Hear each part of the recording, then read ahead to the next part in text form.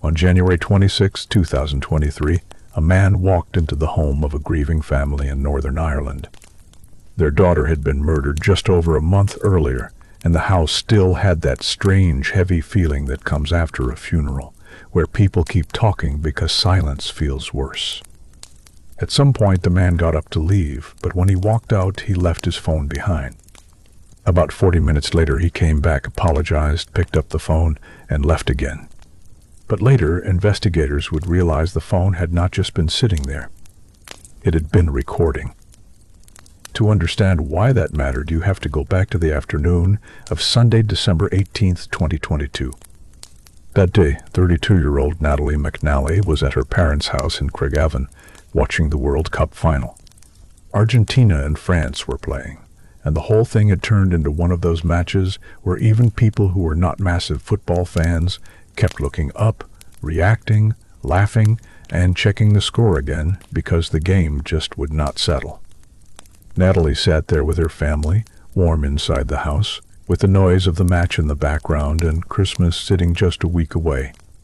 And for Natalie, Christmas that year was supposed to feel different. She was 15 weeks pregnant. She had already told her family, and they were excited in that very specific family way, where people start talking about the baby as if the baby is already in the room. There were little future plans starting to form. There were conversations about names, about appointments, about what life was going to look like when everything changed. And Natalie was looking forward to becoming a mother. Natalie worked in marketing for TransLink, the public transport provider, and people who knew her described her as independent, generous, and full of life. She had lived with type 1 diabetes, and she was a child, which meant she knew how to pay attention to her body in a way most people never have to. She carried routines with her. She knew what to check, what to manage, what to keep nearby. But she did not let it flatten her life into caution. She still went out, still laughed, still made plans, still built this future that, by December of 2022, suddenly included a baby. A few months earlier, Natalie had met a man named Stephen McCullagh on Bumble. His first message was awkward in a self-aware kind of way, introducing himself as the robot weirdo from Bumble. And at first, that seemed to be part of his charm. He was into YouTube, gaming, robot toys, and online content, and to people who watched him, he could seem energetic and harmless, like someone who was always halfway through a joke. Natalie and Stephen started dating in August. They messaged constantly, met each other's families, talked about work, pets, hobbies, and eventually the baby. By December, though, things between them were not completely smooth. There had been arguments. There was tension, but nothing that made Natalie think the person she had been seeing was dangerous in the way he actually was. So on that Sunday evening, after the World Cup final, Natalie left her parents' house and went back to her own home at Silverwood Green in Lurgan. She came through the door, probably carrying the tiredness of a long day and the small comfort of being back in her own space. She took off her coat. She moved through the familiar rooms. She settled in for the evening. At 5:57 p.m., Stephen sent Natalie a message saying he was off to stream the night away. Natalie replied that she might have a peek at his live stream later. And at 6 o'clock, that stream began. On YouTube, Stephen appeared to be at home in Lisburn, sitting in front of his setup, wearing a Santa hat, drinking, snacking, talking, and playing Grand Theft Auto. It was called the Violent Night Christmas live gaming stream. To anyone watching, it looked like a normal long gaming broadcast. Stephen joked around. He swore at the game. He talked like he was right there in real time. He even told people there were technical issues, which was why he could not really interact with the live chat. At 8:24 p.m., Natalie logged in and watched part of it. Just for a little while, she looked at her phone or her screen and saw Stephen exactly where he said he was. At home. Streaming. Not leaving the house. The next night, December 19th, Stephen went to Natalie's house. At just before 10 p.m., he called emergency services. His voice sounded panicked and broken as he said Natalie was pregnant, cold, and not breathing. When police and paramedics arrived, they found Natalie inside her home. There was blood in the living room. A knife was found nearby.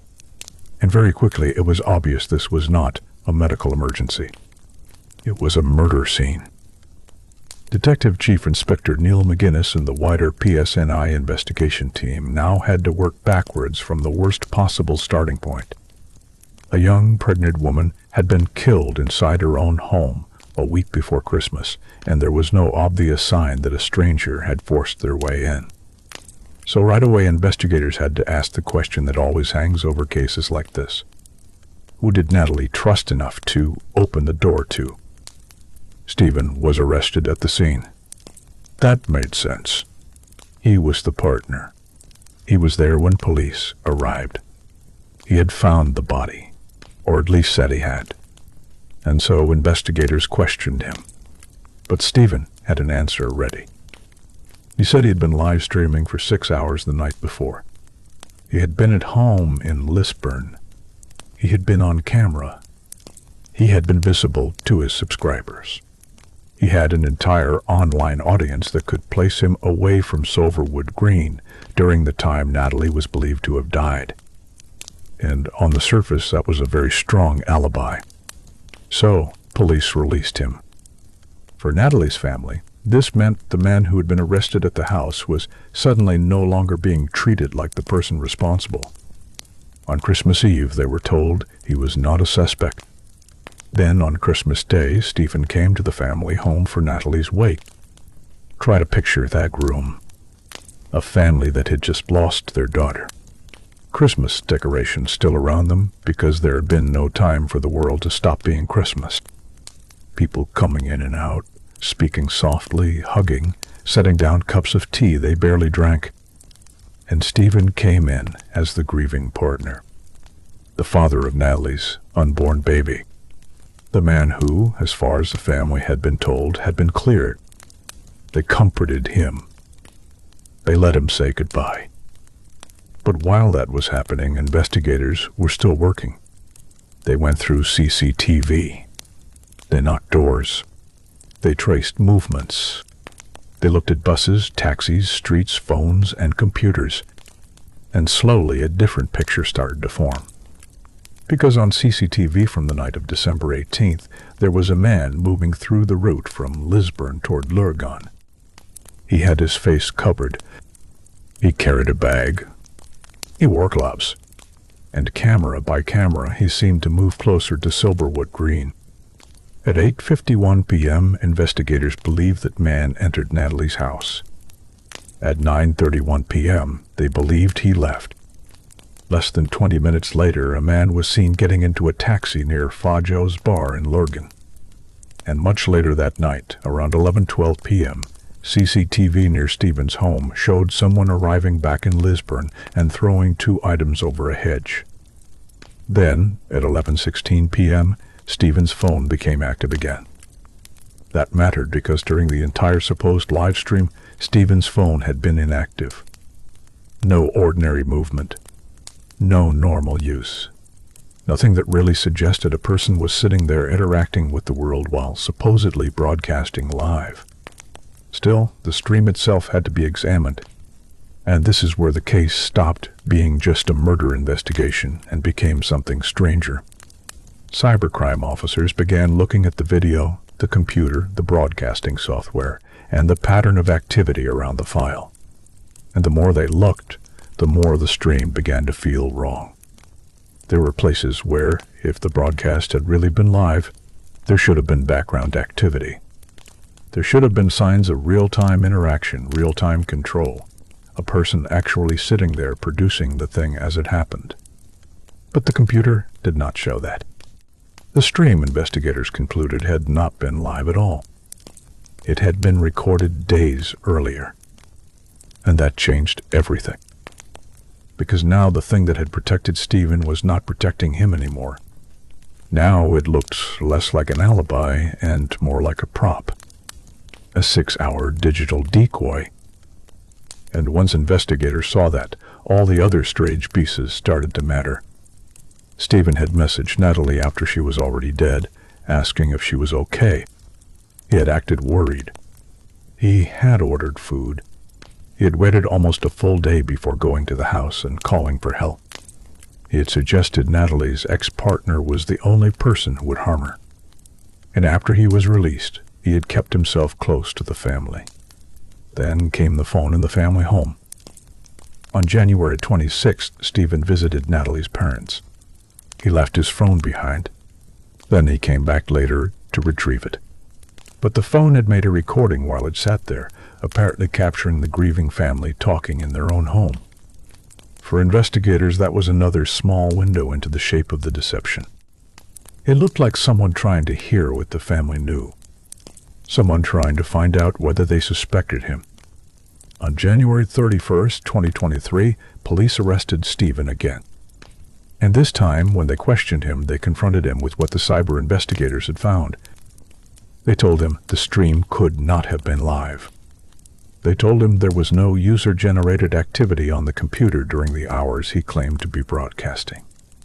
At first, he pushed back. He said that was impossible because the video was on YouTube. But after the interview, he provided a statement admitting the gaming session had been pre-recorded. He still said he had not killed Natalie. He claimed he had been drinking and had fallen asleep at home. And he suggested the true killer had deliberately left the trail to frame him. But by then, investigators believed the trail did not lead away from Stephen. It led straight back to him. Based on the evidence presented in court, this is what prosecutors said happened on December 18th, 2022. Days before Natalie was killed, the killer sat down in front of a computer and started recording a live stream that was not really live. They put on the performance carefully. They played Grand Theft Auto. They talked to an audience that would not actually be watching until days later. They mentioned the Sunday broadcast as if it was happening in real time. They built little details into the recording, little bits of fake immediacy, so that when people watched it later, it would feel like proof. Then, on December 18th, the killer got ready for the real night.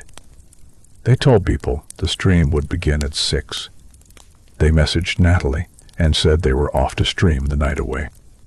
And when the pre-recorded video started playing, it created the illusion that the killer was sitting safely at home. But the killer was not sitting there. They were moving. They left the house with a bag. They covered their face. They pulled gloves over their hands. And then they walked away from the place where the internet believed they still were. At some point, the killer reached the bus route toward Lurgan. They kept their head down. They stayed under the hood and face covering. They sat among ordinary people who had no reason to look twice. Outside the bus windows, the evening moved past in dark streets and Christmas lights. Inside a home in Lurgan, Natalie had no idea that the person behind the screen was not behind the screen at all.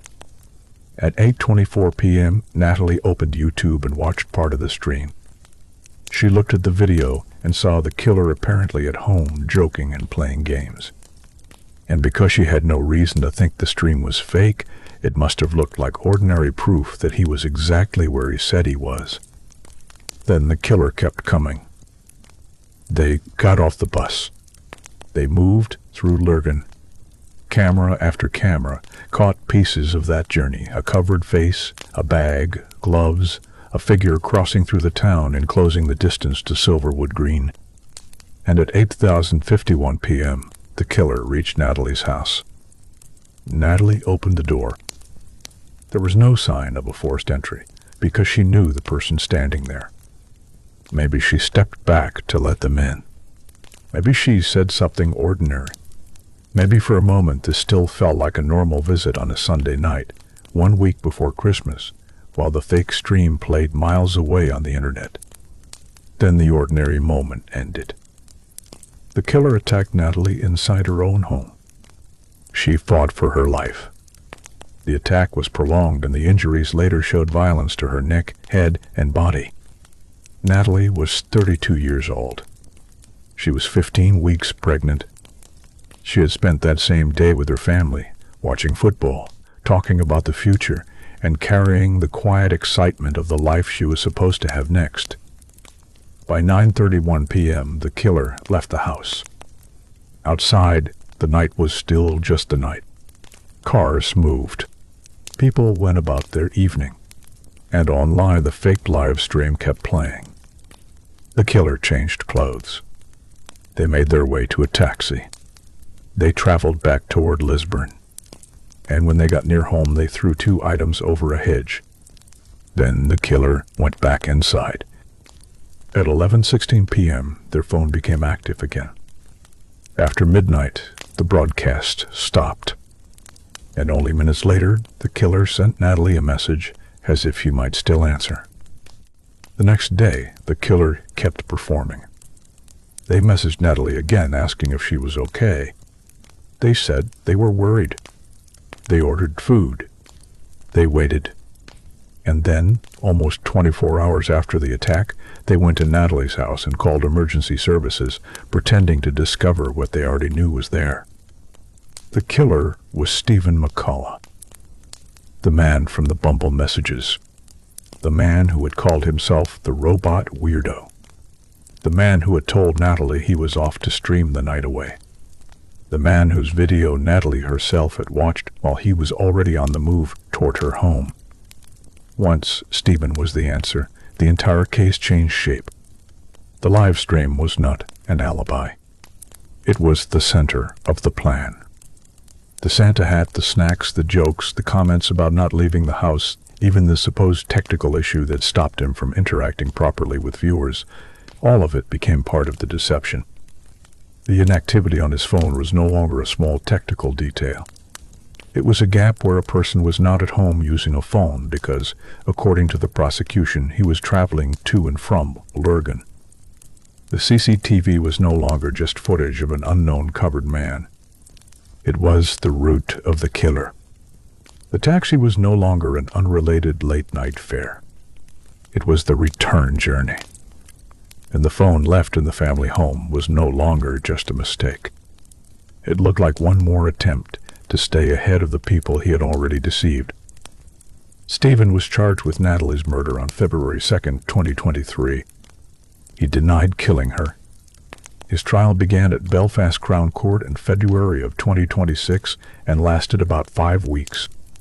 The jury heard about the fake live stream, the CCTV route, the taxi, the phone records, the computer evidence, the 9999 call, and the messages sent after Natalie's death.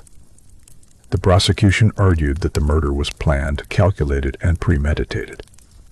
The defense argued the case was circumstantial and that Stephen had not been proven guilty beyond reasonable doubt. But the jury did not accept that. On March 23, 2026, Stephen McCullagh was found guilty of murdering Natalie McNally. In June of 2026, he was sentenced to life in prison with a minimum term of 31 years. Outside court, Natalie's father said the family was not celebrating the sentence because they had been serving a life sentence since Natalie was murdered. Natalie McNally was 32 years old. Her baby boy was never born. Everything you just heard is based on real events. Some details have been reconstructed or dramatized for the sake of the story. But the core of it, Natalie, the fake live stream, the investigation, and the murder trial, that all happened. Thank you for listening to the SCP Labs podcast. If you enjoyed this one, please follow and leave a review wherever you get your podcasts. It genuinely helps more than you know. Until next time.